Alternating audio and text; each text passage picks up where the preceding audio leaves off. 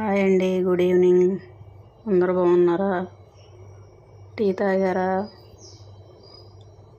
నేనైతే టీ తాగాను. నేను ఇప్పుడు స్నాక్స్ ప్రిపేర్ చేస్తున్నాను. క్యాబేజీ పకోడీ చేస్తున్నాను. దానికి కావాల్సిన పదార్థాలు: క్యాబేజీ తురుము, అల్లం, పచ్చిమిర్చి, వెల్లుల్లి పేస్టు, కొత్తిమీర, పుదీనా, కరివేపాకు, జీలకర్ర, సాల్టు, పసుపు, ఉల్లిపాయ ముక్కలు ఇవన్నీ వేసి మిక్స్ చేసుకుందాం. ఫస్ట్